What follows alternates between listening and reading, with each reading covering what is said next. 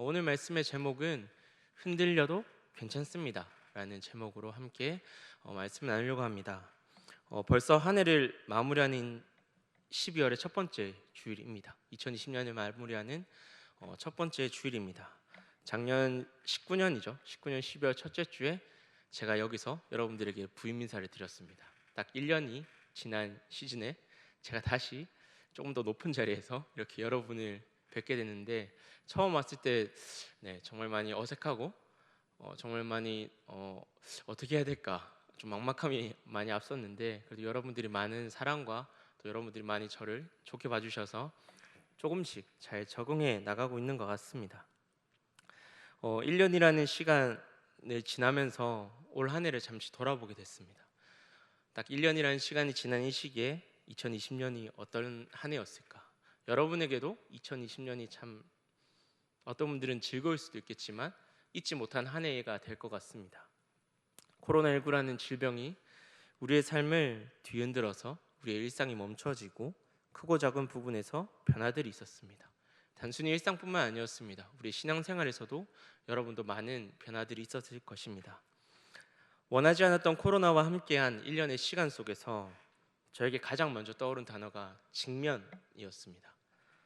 한 해를 돌아보며 갑작스럽게 변화된 현실에서 내가 어떤 존재인지를 직면하게 되었습니다.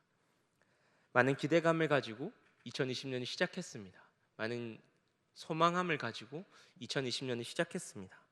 그런데 2월부터 시작된 코로나가 우리의 삶을 많이 바꿔놨고, 제 삶에서 내가 얼마나 나약한 존재인지, 내가 얼마나 부족한 존재인지를 점점 시간이 지날수록 깨닫게 되었던 것 같습니다.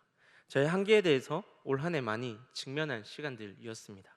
일상뿐만 아니라 신앙적인 부분에서도 찾아오는 유혹들이 너무나 많이 있었고, 그 앞에서 너무나 많이 흔들렸고 너무나 많이 고민하게 되었습니다. 어떻게든 살아보려고, 어떻게든 말씀대로 살아보려고 발버둥 쳤지만 2020년의 기대감이 점점 시간이 지날수록 막막하게 다가온 시간들이었습니다. 여러분의 한 해는 어떠셨습니까? 여러분의 2020년은 어떻게 보내셨습니까? 오늘 말씀을 듣고 나서 여러분의 한 해를 돌아보고, 오늘 말씀 가운데 여러분이 그 한 해의 시간들을 돌아봄으로써 하나님이 오늘 말씀하시는 분명한 은혜가 있길 간절히 바랍니다. 오늘 우리가 읽은 이 마가복음 본문은 이 본문 6장 45절 앞서서 하나의 기적이 나타납니다. 그것은 오병이어의 기적입니다.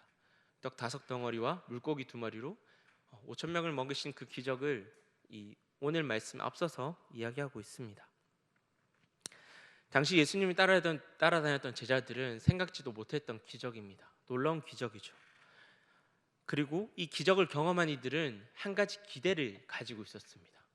오늘 마가복음에서는 이야기하지 않는데 요한복음 6장 15절에서는 이렇게 이야기합니다.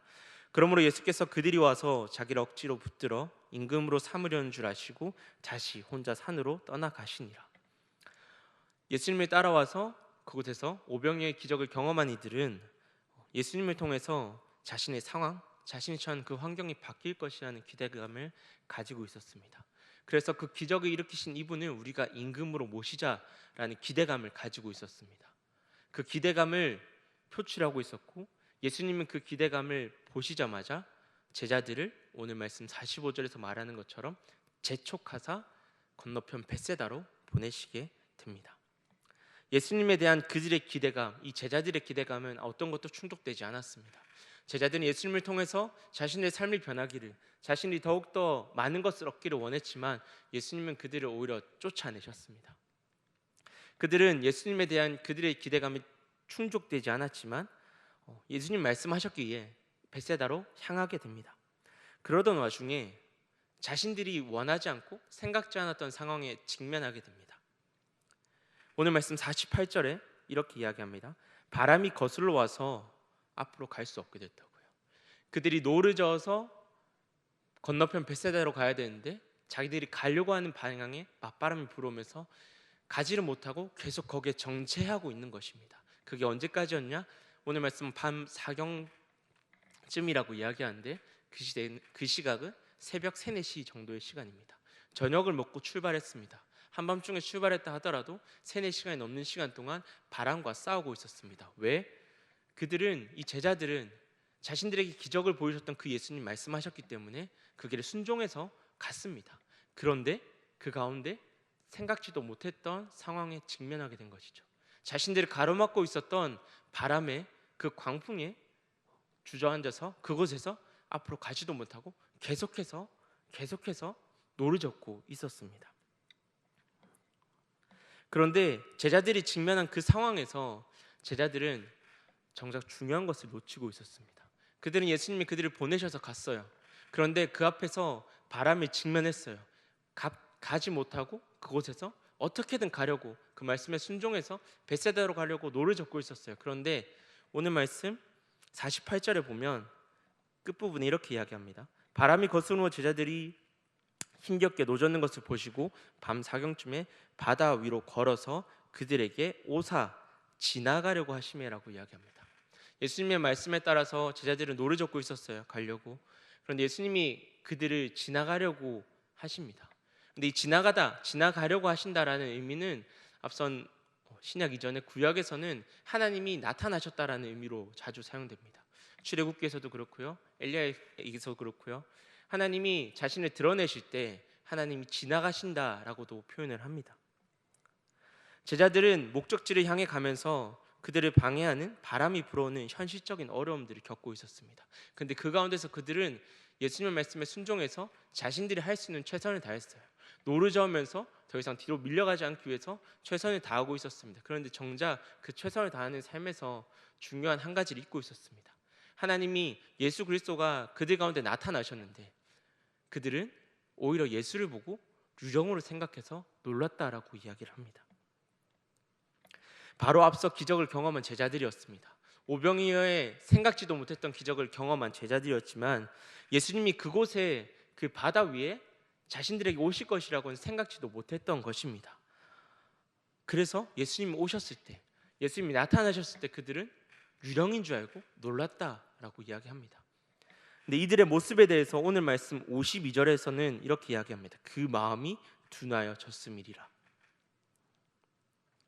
제자들의 이러한 모습, 그 마음이 둔하여진 모습은, 그리고 이 바다 위에서 있는 이 모습은 이 한 번으로 끝나는 것이 아니었습니다.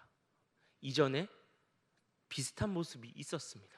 마가복음 6장을 우리가 읽고 있지만 그 앞서서 마가복음 4장에 보면 유사한 장면이 등장합니다. 이 4장의 모습을 보고 6장의 모습을 보면 제자들의 모습이 정말 한편으로는 미련하고 어리석게도 보입니다. 4장에는 오늘 본문과 유사한 장면이 나타나는데 예수님이 배를 타고 가면서 주무시고 계셨어요. 그 가운데 큰 풍랑이 일었고 제자들이 죽을 위기에서 예수님을 깨워서 예수님이 다시 그들 가운데 뱃머리로 올라오셔서 바람을 잔잔케 하시고 그들이 그 어려움에서 극복하게 됩니다. 하나의 이야기죠. 그런데 그 이야기의 요소들이 오늘 6장과 너무나 많이 닮아 있습니다. 4장의 내용과 오늘 우리 6장에 읽은 내용들을 보면 유사한 모습들 중에서는 배를 타고 그들 또한 건너편을 가고 있었습니다. 4장에서도 그렇고요, 6장에서도 그렇고요. 그리고 바다 위를 지나가고 있고 바람이 그들을 위험에 빠뜨리고 있었습니다. 그리고 그 바람의 위협 가운데서, 바람이 찾아오는 어려움 가운데서 예수님이 등장하셔서 그 어려움을 해결해 주십니다. 4장의 내용과 6장의 내용을 보면 너무나 많이 닮아 있습니다. 오늘 6장에서 이 제자들의 모습을 보면 한편으로 생각해 볼 수 있는 건 이들은 이미 지금 그들이 경험하고 있는 그 상황을 앞서서 비슷한 유사한 상황을 이미 경험했다라는 거예요. 예수님의 은혜를 이미 경험했습니다. 예수님이 그 바람을 잠잠케 하시고 그 바다를 잠잠케 하신 은혜를 경험했습니다. 그리고 4장에서 이렇게 이야기해요. 이분이 누구시간데 바람 또한 순종하는가라고 이야기합니다. 그런데 그 은혜를 경험한 이들이 나아가서 오늘 또 오병이의 기적까지도 경험했어요. 근데 그 경험한 이들은 너무나 많이 은혜들을 경험했지만 제자들은 오늘 여기서 또 예수님을 몰라봐요. 여기서 또 예수님이 가까이 나타나셔서 그들 가운데 오시지만 그들은 오히려 예수님을 유령인가라고 생각하게 됩니다.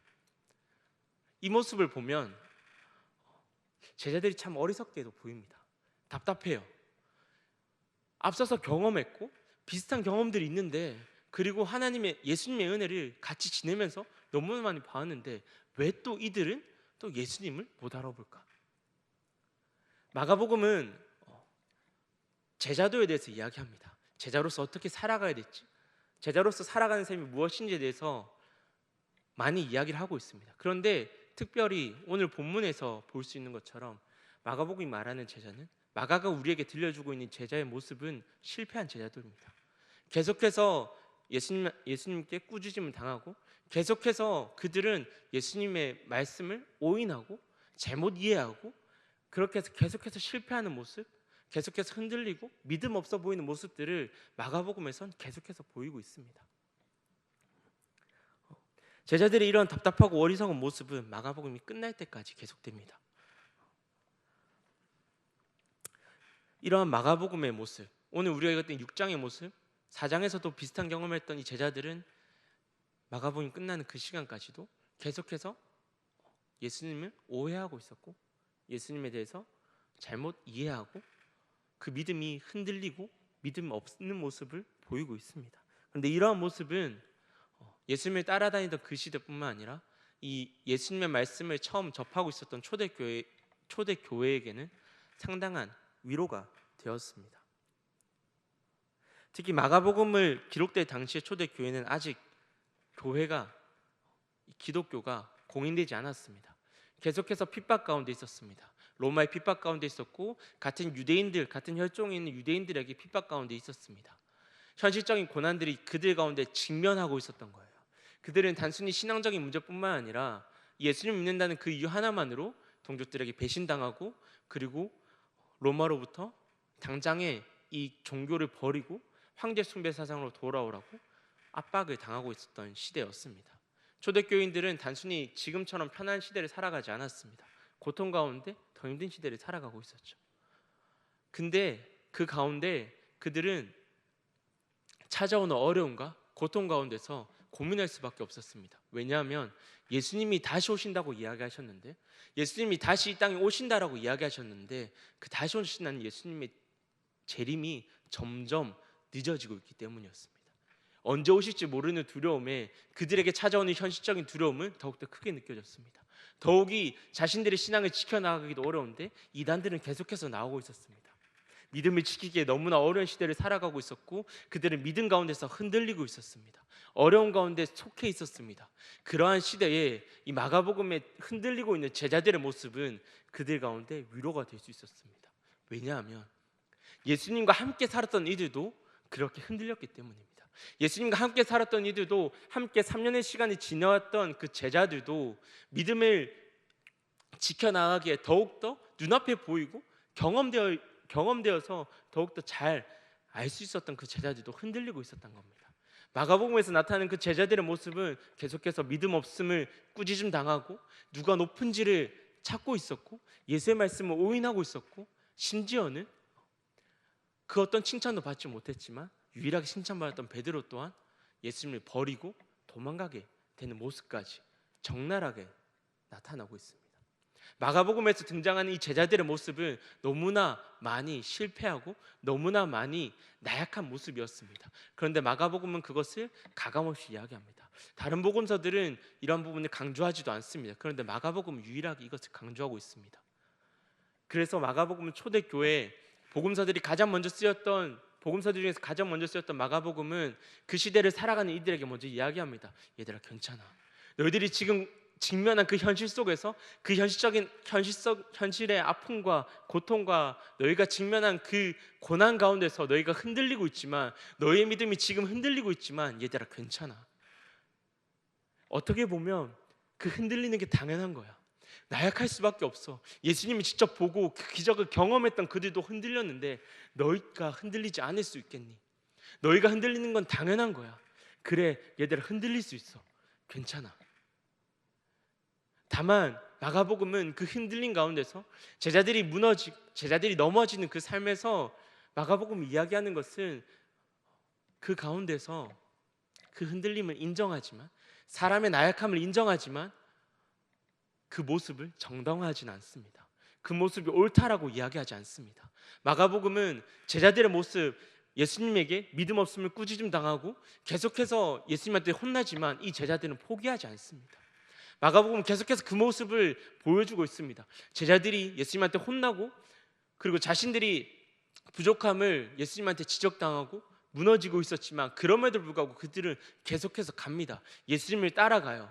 때로는 면박당하고 때로는 고통 가운데 있지만 그들은 예수님을 버리지 않습니다. 언제까지? 그들이 예수님을 볼 수 있는 그때까지. 예수님 십자가에서 돌아가기 전까지 제자들은 끝까지 예수님을 따라갑니다.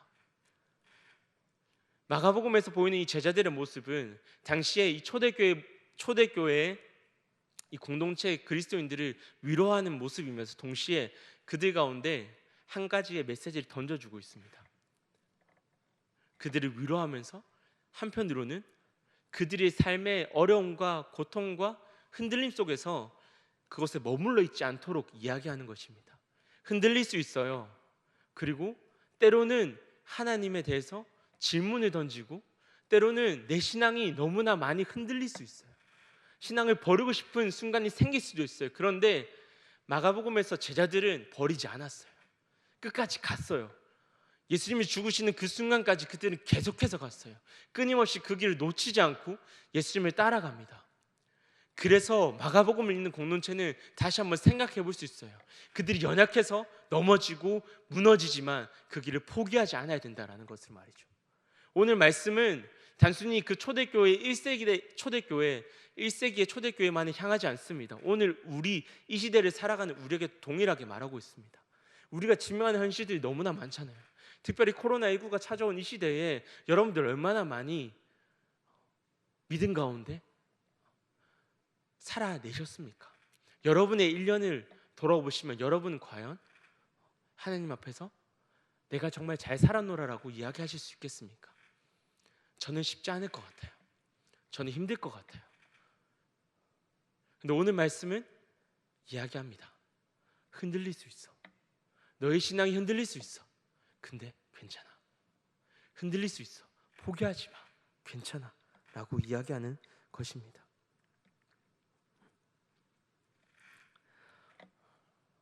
여러분들이 지금 살아가는 이 시대에 1년의 시간, 지난 2월부터 점점 증가되어 오는 코로나로 우리 삶이 너무나 많이 바뀌었습니다. 올해 초 많은 기대감을 가지고 준비했던 이들이 있으실 겁니다. 많은 기대감을 가지고 여러분들이 계획했던 일이 있으실 겁니다. 그런데 그 모든 것들이 코로나 하나로 멈춰지고 취소되고 연기되는 상황들, 그리고 갑작스럽게 찾아온 건강의 문제, 실직의 문제, 권고사직의 문제, 취업의 문제, 그리고 많은 분들이 실제로 경험했던 것처럼 결혼 1년의 가장 중요한, 평생의 가장 중요하다고 이야기하는 결혼도 밀려지고 있는 이 시대에 한편으로는 우리는 우리 신앙에서 신앙의 흔들림이 하나님에 대한 원망과 하나님에 대한 불평과 하나님을 따지고 나아가는 모습들이 있었을 거라 생각합니다. 저 또한 올 1년이 너무나 힘들었습니다.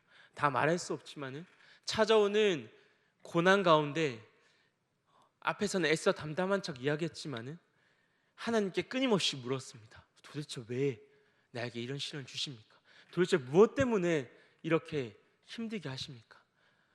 내가 어찌할 수 없는 상황들 가운데서 하나님께 묻고 때론 하나님께 따지고 때론 하나님께 화를 내고 그렇게 살아왔습니다. 나름 사역자라고 내 신앙은 단단할 거라고 생각했지만 올해 1년 동안 제가 직면한 저의 모습은 끊임없이 흔들리고 끊임없이 믿음 없어 보이는 그런 모습이었습니다. 근데 여러분 어떠셨습니까?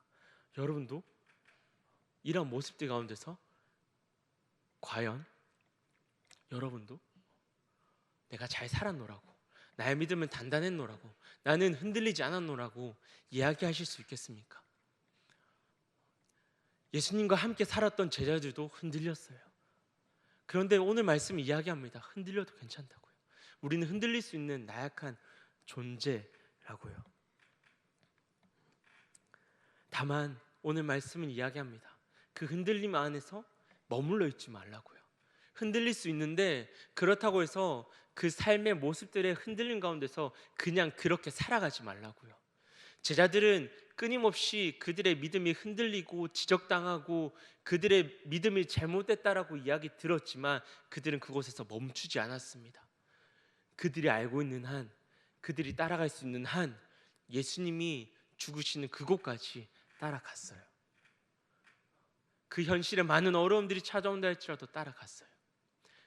그 모습이 오늘 우리에게 이야기합니다. 우리는 흔들릴 수 있지만 이 길을 포기해서는 안 된다고요.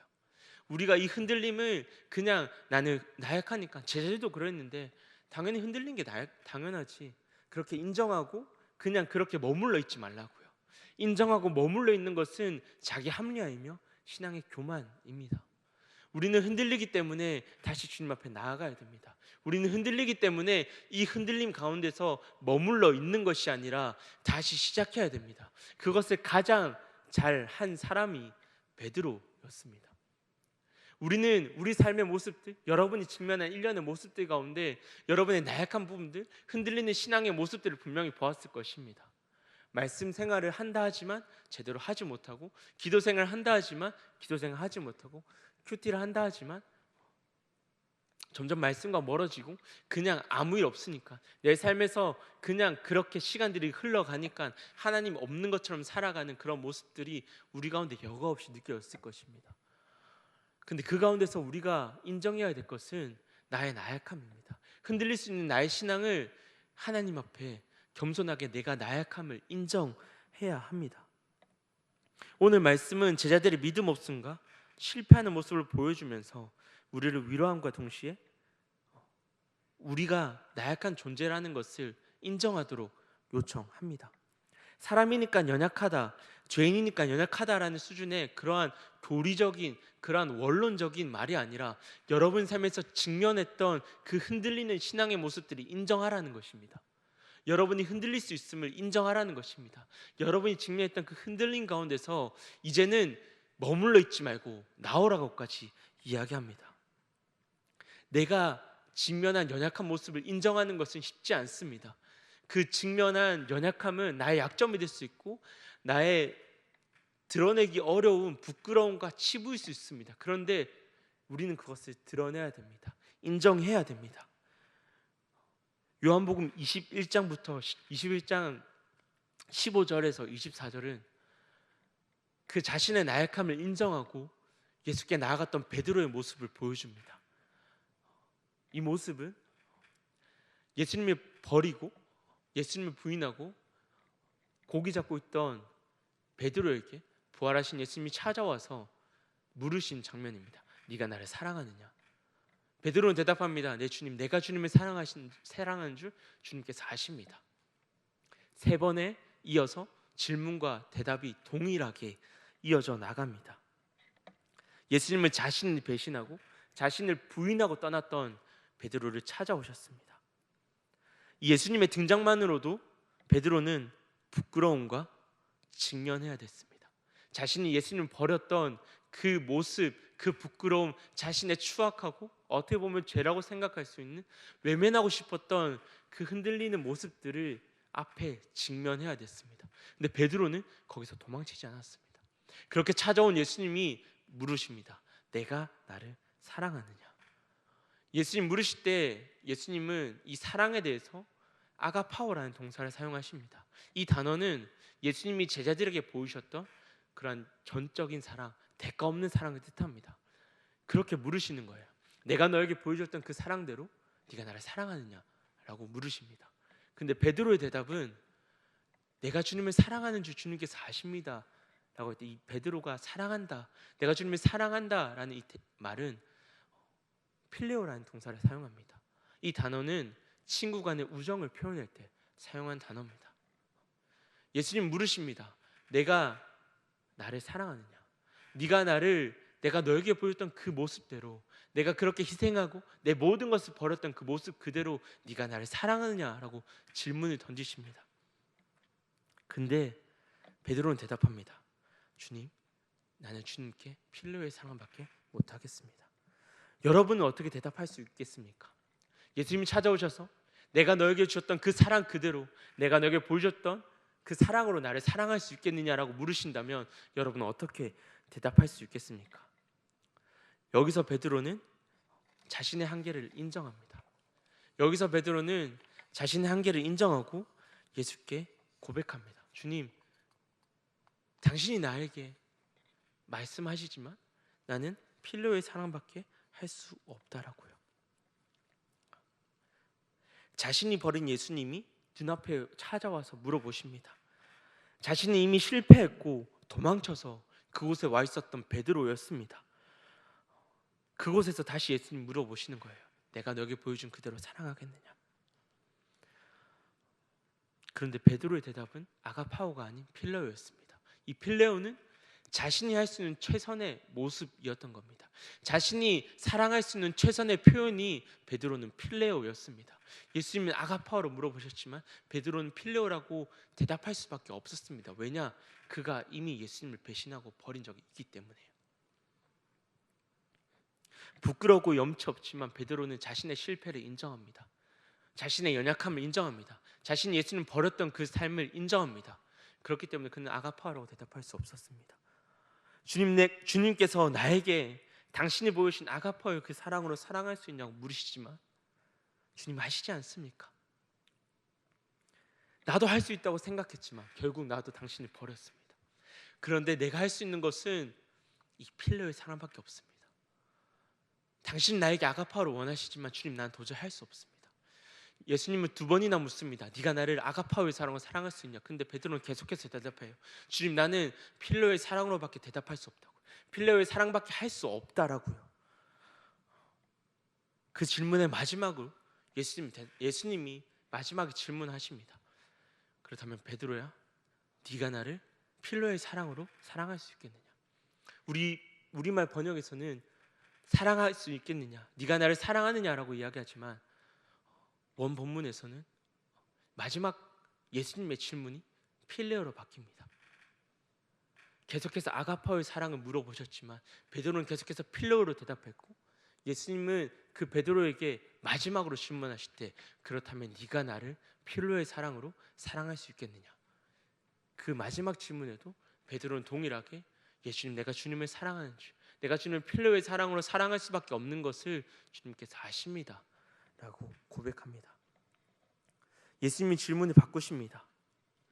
예수님이 베드로가 했던 그 대답으로 다시 질문하시는 것입니다.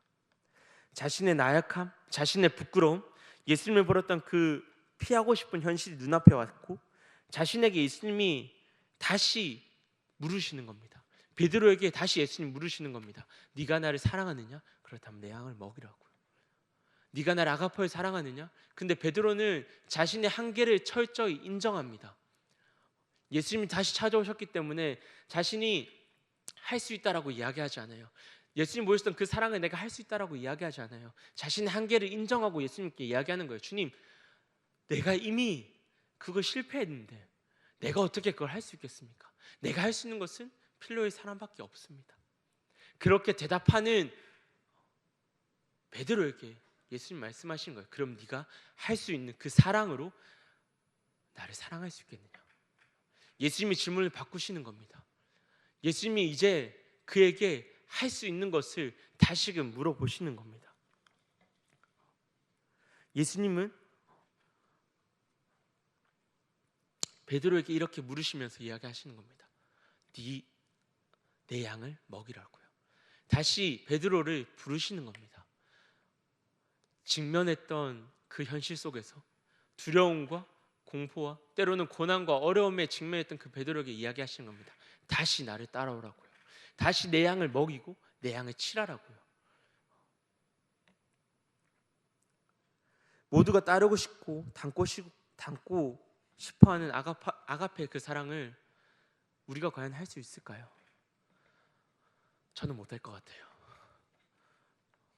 예수님 보여주셨던 그 사랑을 당장에 나가서 우리는 과연 얼만큼 할 수 있을까요? 우리가 그 모습을 담고 싶어 하지만 한편으로 우리는 인정해야 됩니다.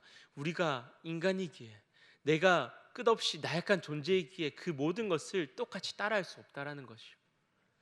그 나약함, 그 연약한 우리의 모습을 인정하고 우리가 먼저 시작해야 됩니다. 무엇을요? 내가 할 수 있는 것에서요. 내가 할 수 있는 그 모습에서 사랑을 고백할 수 있어야 되고, 내가 할 수 있는 것에서 하나님께 기도하고 시작해야 된다라는 것입니다. 우리는 예수님이 우리에게 완전한 것, 완벽한 것을 원하신다라고 생각할 수 있어요. 아가페 그 사랑을 원한다라고, 그 아가페 사랑 우리가 해야 된다라고 생각할 수 있어요. 예수님이 우리에게 보여주셨으니까 그렇게 사랑해야 된다고 생각하지만, 정작 예수님이 우리에게 원하시는 것은 예수님 보여주셨던 것 같은 완벽한, 완전한 그 아가페의 사랑이 아니라 내가 할 수 있는 작은 것 하나, 베드로의 고백처럼, 그 필로의 고백처럼 내가 할 수 있는 그 사랑의 고백, 내가 할 수 있는 그 작은 것 하나를 원하시는 것입니다. 무너지고 낮아진 자존감에서 베드로는 고백했어요. 자신이 직면한 그 고통의 순간에서도 베드로는 고백했어요. 주님, 내가 그래도 이거 하나만은 할 수 있다고요. 주님, 내가 그것, 주님께서 원하시는 것은 못하지만 내가 이거 하나만은 할 수 있다고요. 우리는 아가페의 사랑을 잘 알고 있습니다. 그런데 우리는 그것을 온전히 완벽하게 행할 수 없어요. 인정해야 됩니다. 우리가 연약한 존재임을 인정해야 됩니다. 여러분이 지내었던 그 1년의 시간들, 그 속에서 흔들렸던 우리의 모습들 속에서 우리가 연약한 존재임을 인정해야 합니다. 할 수 있다고 생각하겠지만 그렇지 않았습니다. 우리 스스로가 잘 알고 있지 않습니까? 예수님이 우리에게 원하시는 것은 완벽한 방법이 아닙니다. 완벽한 사랑을 원하셨다면 끝없이 아가파오의 사랑으로 물어보셨을 겁니다. 그런데 예수님은 끝에 바꾸셨어요. 네가 할 수 있는 그것, 그 필로의 사랑으로 나를 사랑할 수 있겠느냐라고요. 오늘 말씀을 정리하려고 합니다. 우리는 2020년의 마지막 달이자 예수님이 오심을 기대하고 소망하며 준비하는 대림절을 보내고 있습니다. 예수님의 오심을 기념하고 다시 오실 예수님을 기대하고 그분을 위해서 우리가 무엇인가 기대함으로 지내야 하는 기간이지만, 지금 이 시기에 무엇인가를 기대하기가 너무나 어려운 것 같습니다. 오히려 코로나19로 기대감보다는 막막함과 갑갑함이 더 많은 시기인 것 같습니다. 그럼에도 불구하고 우리가 이 땅에 오신 예수님, 그리고 다시 오실 예수님이 기대한다면, 그분을 기다린다면, 예수님이 오늘을 살아가는 우리에게 원하시는 것이 무엇인지 생각해 봐야 되지 않을까요? 이 대림절의 기간을 보내면서 단순히 주님을 기대한다라고만, 다시 오실 주님을 기대한다라고만 살아가는 것이 아니라 이 땅 가운데 우리를 보신 주님이 원하시는 것이 무엇인지 다시 돌아봐야 되지 않겠습니까? 오늘 말씀은 우리에게 이야기합니다. 우리의 연약함을 인정하라고요. 1년의 시간을 돌아봤을 때 우리가 얼마나 많이 넘어지고 무너지고 흔들렸는지, 우리의 신앙이 얼마나 많이 부서졌는지, 쿠쿠다스 같은 우리의 신앙을 돌아보라라고 이야기합니다. 그리고 인정하라고 이야기합니다. 많은 은혜를 경험했음에도 예수님을 알아차리지 못했던 제자들의 모습, 나아가서 계속해서 실패하고 어리석은 제자들의 모습은 고통과 고난의 시기를 지내며 믿음이 흔들리고 있던 초대교회 시대뿐만 아니라 지금 이 시대를 살아가는, 코로나19와 함께 살아가는 고통과 어려움에 직면한 현실을 살아가는 우리에게도 동일하게 위로하면서 말씀하시는 겁니다. 예수님과 함께 지내온 제자들도 계속해서 혼나고 흔들리고 믿음 없는 모습을 보였지만 그들은 자신들의 연약한 모습을 회피하지 않았습니다. 자신들의 부족한 모습을 외면하지 않고 계속해서 예수님을 따라갔습니다. 자신의 연약한 모습을 인정하고 예수님과 함께 살아갔습니다. 그리고 그 직면했던 그 현실 속에서 그 제자들은, 베드로로 대표되는 그 제자들은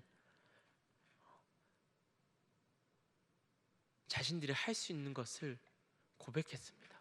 흔들리는 그 믿음 가운데서, 흔들리는 그 삶 가운데서 머물러 있는 것이 아니라 다시 예수님 그들을 부르실 때, 다시 신앙의 길을 걸어가자고 부르실 때, 요청하실 때 그들은 이야기했어요. 주님, 내가 허황됐는, 내가 무너졌던 그 삶으로 무너졌던 그 신앙을 다시 시작하려는 것이 아니라 지금 내가 있는 이 현실 속에서 지금 내가 할 수 있는 이것으로 다시 시작하겠노라고요. 내가 할 수 있는 그 사랑으로 다시 예수님을 사랑하고 그 사랑으로 말미암아 예수님 말씀하신 대로 그 양들을 먹이겠노라고 이야기하는 것입니다. 베드로는 도망가지 않았어요. 자신이 직면한 그 현실에 무너진 부끄러운 자신이 직면한 현실에 외면하지 않고 도망가지 않았습니다. 그것을 인정했습니다. 자신의 약점을 인정했습니다. 그리고 예수님께 고백했습니다. 나약하지만 주님, 내가 할 수 있는 것에서 다시 해보겠습니다. 흔들렸지만, 내가 주님을 배신했지만, 내가 주님을 따르는 그 길에서 지금 내가 할 수 있는 그것에서 다시 시작하겠습니다 라고 말이죠. 예수님은 베드로의 그 솔직한 고백, 그 고백을 들으시고 이야기하십니다. 내 양을 먹이라, 내 양을 치라 라고요. 다시 시작해라, 다시 제자의 길을 걸어가라라고 말씀하십니다. 비록 그것이 또 다른 고난의 길로 이어지겠지만 예수님은 그렇게 베드로의 진심을 아시고 그에게 다시 믿음의 길을 걸어갈 수 있도록 힘을 더해 주십니다. 위로하시고 만져주셨습니다. 여러분, 우리는 코로나19와 함께 살아가고 있습니다. 코로나를 외면할 수는 없는 것 같습니다. 코로나가 바꿔놓은 일상 속에서 우리가 무엇을 기대하기는 너무 어렵지만 지금 이 시기 대림절의 기간에 우리가 이 땅 가운데 예수의 다시 오심을 기대했으면 좋겠습니다. 세상은 희망이 없다 말합니다. 그런데 2000년 전에 예수님이 이 땅에 오실 때도 동일했습니다. 희망이 없는 암흑의 시대 가운데 예수님이 오셔서 그 땅에 이 온 열방에 진정한 구원의 빛을 비추시고 희망이 없고 절망 가운데 있는 이들 가운데 새로운 힘을 불어넣어 주셨습니다. 그들이 어떻게 살아가야 될지 직접 보이셨습니다. 그 예수님이 그리고 지금 이 시대에 코로나와 함께 살아가는 이 시대에 우리를 부르십니다. 제자로 부르십니다. 흔들리는 믿음 속에서 그곳에 머물러 있는 것이 아니라 다시 제자로 살아가자고 부르십니다. 소망이 없다라고 이야기합니다. 어떻게 살아가야 될지 모르겠다라고 세상은 이야기하고 세상은 낭만을 이야기하고 절망을 이야기하지만 이 시대를 살아가는 우리가 다시금 주님의 제자로서 살아갈 때에 희망이 없는 시대에 예수님을 보여줄 수 있는 다시 오실 예수님이 기대하는 삶을 살아가길 원합니다. 그 모습을 보여주는 우리가 되길 원합니다. 우리가 먼저 세상에 져서 우리가 먼저 흔들리는 믿음에 있어서 그냥 그렇게 살아가는 것이 아니라 우리 또한 흔들리는 믿음의 패배의식에 살아가는 것이 아니라 우리가 직면한 그 어려운 가운데서 그 모습 그대로 주님께 들고 나아가서 다시 일어나기를 원합니다. 소망이 없다라고 말하는 이 시대 가운데 소망의 빛이 되는 여러분이 되기 원합니다. 소망의 빛으로 부르신 예수님의 그 부르심에 우리가 다시금 제자의 길을 걸어가길 원합니다. 여러분, 흔들려도 괜찮습니다. 그런데 포기하지 마십시오. 외면하지 마십시오. 흔들리는 그 믿음의 그 자리에서 솔직하게 주님께 나아가십시오. 그리고 다시금 여러분이 그 삶에서 할 수 있는 작은 것 하나, 그 하나에서부터 다시 시작합시다. 다시 믿음의 길을 걸어가 봅시다. 소망이 없는 이 시대에 우리가 예수의 소망으로, 이 시대의 소망으로 살아갈 수 있는 모든 청년들이 되길 간절히 바랍니다.